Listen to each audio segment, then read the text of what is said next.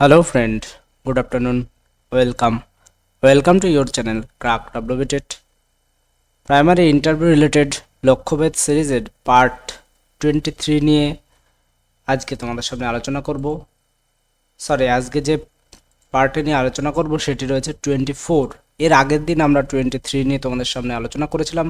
তো আজকে 24 এর যে আলোচ্য বিষয় রয়েছে যে টিচিং পদ্ধতি কত প্রকার, এটি কিন্তু ভেরি গুরুত্বপূর্ণ একটি টপিক তোমরা বলতে পারো, কারণ এটি নিয়ে কিন্তু ইন্টারভিউতে অনেককে জিজ্ঞাসা করা হয়েছে। সেজন্য আজকে এই বিষয়টিকে আলোচনা করে দেবো আমরা। অক্ষরেখা দ্রাঘিমারেখা অনেককেই প্রশ্ন করা হয়েছে। ভারতের প্রতিবেশী রাজ্যগুলি ম্যাপে চিহ্নিতকরণের কথা কিন্তু বলা হয়েছে, এবং কর্কট ক্রান্তি রেখা, মকর ক্রান্তি রেখা কোন কোন জায়গার উপর দিয়ে গেছে সেগুলি কিন্তু আজকে আলোচনা করব এই ভিডিওটিতে। এছাড়া টোটাল মোটামুটি এই বিষয়ে যে কোয়ারিজগুলো তোমাদের থাকতে পারে সেগুলি সবই ক্লিয়ার করে দেওয়ার চেষ্টা করা হয়েছে ভিডিওটিতে। তো যারা চ্যানেলে নতুন তারা চ্যানেলটিকে অবশ্যই সাবস্ক্রাইব করে নিও এবং এই কিউআর কোডটি স্ক্যান করে আমাদের টেলিগ্রাম গ্রুপে জয়েন হয়ে যাও, অথবা ডিসক্রিপশন বক্সে কিন্তু লিঙ্ক দেওয়া আছে, সেখান থেকেও কিন্তু তোমরা টেলিগ্রাম গ্রুপে জয়েন হয়ে যেতে পারবে। প্রত্যেকের জন্য কিন্তু একটি ফ্রি পিডিএফ রয়েছে। ফ্রি পিডিএফটি কীভাবে পাবে তার জন্য সম্পূর্ণ ভিডিওটি তোমরা দেখতে থাকো। তো আজকের যে প্রথম প্রশ্ন রয়েছে, ভারতের প্রতিবেশী রাজ্য কটি ও কী কী সেগুলি মানচিত্রে চিহ্নিত করো। দেখো, এই প্রশ্নগুলি কিন্তু ইন্টারভিউতে গত 2022-এর ইন্টারভিউ বলো অথবা 2026-এর যে ইন্টারভিউ হচ্ছে, দুটিতেই কিন্তু একটি বহু চর্চিত একটি টপিক কিন্তু এটি বলতে পারো। কারণ এই ধরনের প্রশ্ন কিন্তু আগেও করা হয়েছে, এখনও করা হচ্ছে। তোমাদের আমি বলেছিলাম যে একটি অ্যাপ ডাউনলোড করে নিয়ে সেটির মাধ্যমে প্র্যাকটিস করতে। সেটি বলার কারণ ছিল একমাত্র একটি, যে যাতে আমরা যেমন গেম খেলি, ফোনে বিভিন্ন স্ক্রলিং করে টাইম নষ্ট করি, সেই টাইম নষ্টটা আমরা ম্যাপের মধ্যে করি না। তাহলে কি হবে? তাহলে দেখবে দীর্ঘস্থায়ী যারা অনেকেই কমেন্ট করেছো যে এটি ফালতু, এটি ভালো না, এটি কোনো এফেক্টিভ না। হতেই পারে নন এফেক্টিভ হতেই পারে, কিন্তু যারা প্র্যাকটিস করবে তাদের কাছে কিন্তু আশা করি বিষয়টি অনেক এফেক্টিভ হতে পারে। আমার কথাকে বিশ্বাস করা নয়, তোমরা কাজটি করে দেখো না। 2-4 দিন হয়তো তোমাদের টাইম নষ্ট হবে। এমনি তো কত রকমের টাইম আমরা নষ্ট করি, তাহলে একটু টাইম নষ্ট করেই দেখি না। আর্থ 3D নামে কিন্তু সেই অ্যাপটি রয়েছে। আমি এর পরে কিন্তু ম্যাপ নিয়ে আর একটি ভিডিও তোমাদের সাথে ডিসকাস করে দেবো, এরপর খুব তাড়াতাড়ি ভিডিওটি আসছে। তো ভারতের প্রতিবেশী রাজ্য যদি যেগুলো ইম্পর্টেন্ট বেশি, প্রতিবেশী দেশ যদি বলো, সেগুলো আগে আলোচনা করব। তো প্রতিবেশী দেশের মধ্যে রয়েছে পাকিস্তান, উত্তর পূর্বে চীন, নেপাল, ভুটান, বাংলাদেশ, মায়ানমার। এগুলি কিন্তু ভেরি ইম্পর্টেন্ট এবং এগুলি ভালো করে তোমরা দেখবে। এছাড়া রয়েছে ভারত মহাসাগরে অবস্থিত কিন্তু শ্রীলঙ্কা আছে, মালদ্বীপ আছে, ইন্দোনেশিয়া আছে, ভারতের নিকটতম কয়েকটি দ্বীপরাষ্ট্র। তো আমি বলবো যে এই যে নেপাল, ভুটান, বাংলাদেশ, মায়ানমার এগুলি কিন্তু পুরনো হয়ে গেছে। তো সেই জন্য কিন্তু এখন আসতে পারে যে ইউনিয়ন টেরিটরিগুলি রয়েছে, অর্থাৎ আশেপাশে যেগুলি রয়েছে, শ্রীলঙ্কা রয়েছে, মালদ্বীপ রয়েছে, ইন্দোনেশিয়া রয়েছে, আন্দামান নিকোবর দ্বীপপুঞ্জ রয়েছে, এই বিষয়গুলিকে একটু ফোকাস করো। গ্লোব যদি থাকে তাহলে খুবই ভালো, গ্লোবের মাধ্যমে তোমরা প্র্যাকটিস করো। এবং আমি বলবো ওই অ্যাপটির আর্থ 3D নামক এই অ্যাপটি কিন্তু একবার তোমরা ট্রাই করে দেখো, কারণ এখানে বোঝার কিছু নেই, শুধুমাত্র প্র্যাকটিস করতে হবে। Practice makes accuracy. তো প্র্যাকটিস যে যত করবে তত কিন্তু অ্যাকুরেসিটা আসবে। এই বিশেষ করে মানচিত্র ক্ষেত্রে কোনো মুখস্থ করার কিছু নেই, বুঝিয়ে দেওয়ারও কিছু নেই, যথেষ্ট বড় হয়েছে, তোমরা সব বিষয়গুলি বোঝো। তো এখানে দেখো, এরপরে রয়েছে জাতীয় সঙ্গীতের যে রাজ্যগুলির কথা উল্লেখ আছে সেটি ভারতের ম্যাপে বা গ্লোবে দেখাও। এটি কিন্তু ডেমো দিতে বলা হয়েছিল। তো এটিও কিন্তু ভেরি ইম্পর্টেন্ট। তোমরা কি করবে, ভারতের ম্যাপ মানচিত্র আঁকা কিন্তু শিখতে হবে। এর জন্য প্রথমে স্টেন্সিল কিনতে পাওয়া যায়, সেই স্টেন্সিলের মাধ্যমে প্রথমে ম্যাপ আঁকা প্র্যাকটিস করো। এরপরে নিজেরা বোর্ডে প্র্যাকটিস করতে করতে দেখবে একটা মোটামুটি ম্যাপ আঁকতে পারছো। একদম 100% পারফেক্ট ম্যাপ আঁকতে হবে এরকম কিন্তু বলেনি, মোটামুটি সেটা ম্যাপের মতো যাতে দেখায় সেরকম একটি ম্যাপ কিন্তু তোমরা রেডি করার চেষ্টা করবে। তো এই ম্যাপে এই যে জাতীয় সঙ্গীতের যে রাজ্যগুলির কথা উল্লেখ রয়েছে, এখানে রয়েছে পাঞ্জাব, তোমরা জানো পাঞ্জাব ও সিন্ধু, গুজরাট ও মারাঠা। তো এখানে পাঞ্জাব রয়েছে, সিন্ধু রয়েছে, গুজরাট রয়েছে, মারাঠা রয়েছে, দ্রাবিড় রয়েছে, উৎকল রয়েছে এবং বঙ্গ রয়েছে। তাহলে এখানে কটি রাজ্যের আমরা উল্লেখ পাচ্ছি। দেখো, পাঞ্জাব রয়েছে, পাঞ্জাব, সিন্ধু, যেটি সিন্ধু কিন্তু বর্তমান পাকিস্তানের সিন্ধু প্রদেশ, যেটি 1911 সালে কিন্তু অবিভক্ত ভারতের অংশ ছিল। তো এই সিন্ধু, এটি কিন্তু বর্তমানে আর ভারতের অংশ নেই। যদি এই নিয়ে ক্রস কোশ্চেন হয় তাহলে কিন্তু তোমরা এটি বলে দিতে পারো, এভাবে কিন্তু তোমরা বলে দিতে পারো। গুজরাট, গুজরাট, মারাঠা। এই মারাঠা হচ্ছে মহারাষ্ট্র, মারাঠা, মারাঠা অর্থাৎ মহারাষ্ট্র, মহারাষ্ট্র কিন্তু এই মারাঠা। দ্রাবিড়, দ্রাবিড় মানে দক্ষিণ ভারতের কথা বলা হচ্ছে, দ্রাবিড় অর্থাৎ দক্ষিণ ভারত। তামিলনাড়ু, যেটা অ্যাকচুয়াল বর্তমানে এটিকে কিন্তু তামিলনাড়ুকে বোঝানো হয়। এবং উৎকল অর্থাৎ উড়িষ্যা, এবং বঙ্গ মানে বাংলা। তাহলে কটি হলো? পাঞ্জাব, সিন্ধু, গুজরাট, মারাঠা, উৎকল অর্থাৎ উড়িষ্যা এবং বঙ্গ। তাহলে কটা হলো? 1 2 3 4 5 6। তো 6টি কিন্তু আমরা ভারতের রাজ্যের নাম জানছি। কি কি আরেকবার তোমাদের মনে করে দিচ্ছি। পাঞ্জাব, সিন্ধু, সিন্ধু বর্তমানে ভারতে নেই, তো সুতরাং সেটিকে তোমরা বাদ দিয়েও বলতে পারো, অর্থাৎ বা উল্লেখ করে দেবে যে এটি 1911 সালে অবিভক্ত ভারতের অংশ ছিল।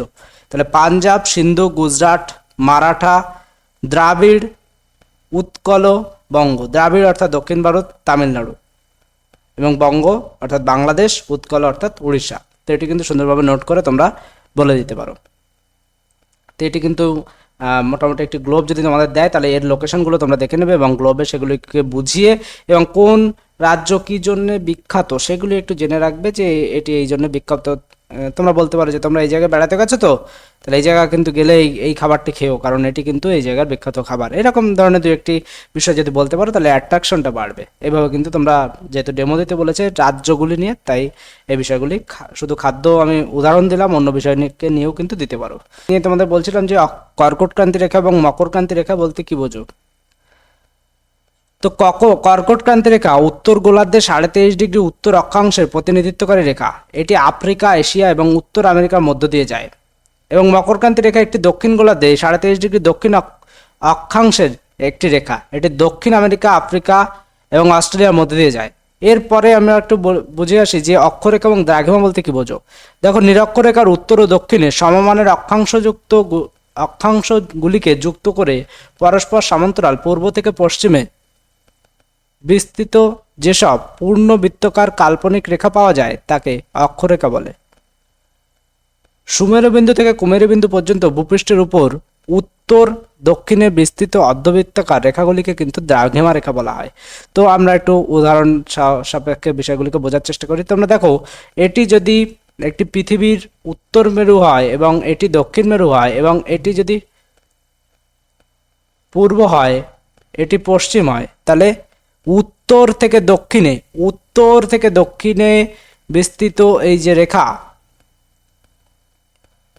উত্তর থেকে দক্ষিণে বিস্তৃত এই যে রেখা, এগুলিকে বলা হয় দ্রাঘিমা রেখা। এবং পূর্ব থেকে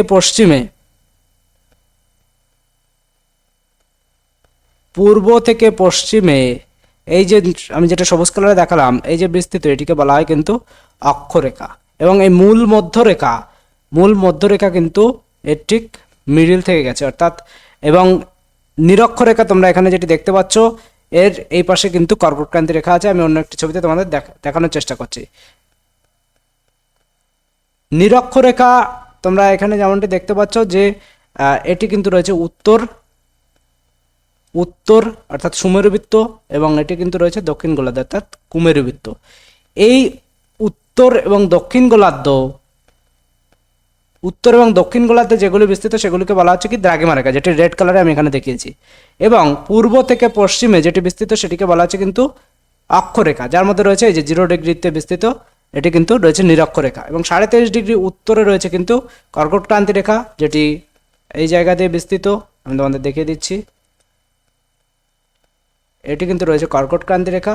এবং 23.5 ডিগ্রি দক্ষিণ, এটি কিন্তু রয়েছে মকরক্রান্তি রেখা। ভালো করে এই জায়গাটি বুঝবে। এবং মিডিল থেকে যেটি রয়েছে সেটি কিন্তু রয়েছে নিরক্ষরেখা, ডটেড লাইনে আমি কিন্তু দেখালাম। এইবার এই কর্কটক্রান্তি রেখা অর্থাৎ 23.5 ডিগ্রি উত্তর থেকে 66.5 ডিগ্রি উত্তর পর্যন্ত এই জায়গাটিকে বলা হয় কিন্তু নাতিশীতোষ্ণ মণ্ডল।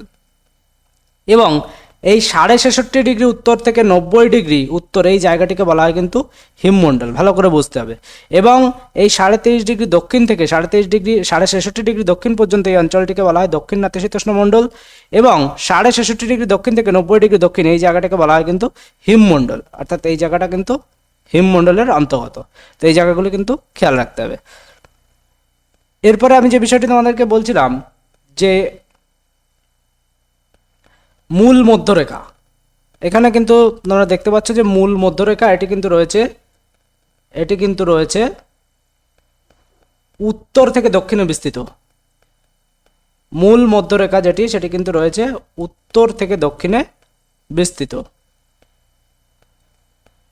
উত্তর থেকে দক্ষিণে কিন্তু রয়েছে মূল মধ্যরেখা, এটি বিস্তৃত। আর একটু ক্লিয়ার করে যদি আমি তোমাদের দেখাতে চাই, তাহলে পৃথিবীর প্রধান প্রধান অক্ষরেখা যেগুলি, সেগুলিকে তোমরা এখানে অ্যাট এ গ্লান্স দেখে নিতে পারো। অর্থাৎ 0 ডিগ্রিতে যে অক্ষরেখাটি রয়েছে সেটিকে আমরা বলবো নিরক্ষরেখা। এরপরে 33.5 ডিগ্রি উত্তর যে অক্ষরেখা রয়েছে কর্কটক্রান্তি রেখা। 33.5 ডিগ্রি দক্ষিণ যে অক্ষরেখা রয়েছে সেটিকে বলবো মকরক্রান্তি রেখা।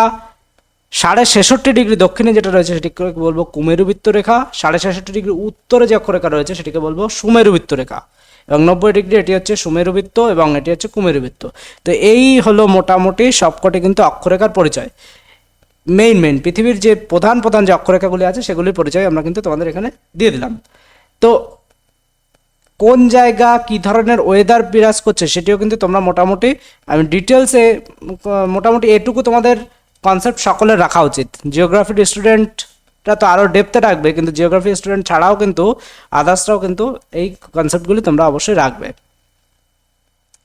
তোমাদের যে বিষয়টি বলছিলাম যে আমাদের ইন্টারভিউ ফ্রি পিডিএফ যারা নিতে ইচ্ছুক তারা এই নম্বরে ইন্টারভিউ ফ্রি পিডিএফ লিখে হোয়াটসঅ্যাপ করবে, এবং যারা পেইড পিডিএফ 3টে পেইড পিডিএফ নিতে ইচ্ছুক, পিডিএফ 1, পিডিএফ 2, পিডিএফ 3 নিতে ইচ্ছুক, তারা ইন্টারভিউ লিখে এই নম্বরে হোয়াটসঅ্যাপ করবে। তাহলে কিন্তু তোমাদের 3টে পিডিএফের যে ডিটেলস সব কিছু পাঠিয়ে দেওয়া হবে। 3টে পিডিএফের যে মূল্য এখানে তোমরা দেখতে পাচ্ছ তার থেকে কমেই তোমরা অফারে পেয়ে যাবে।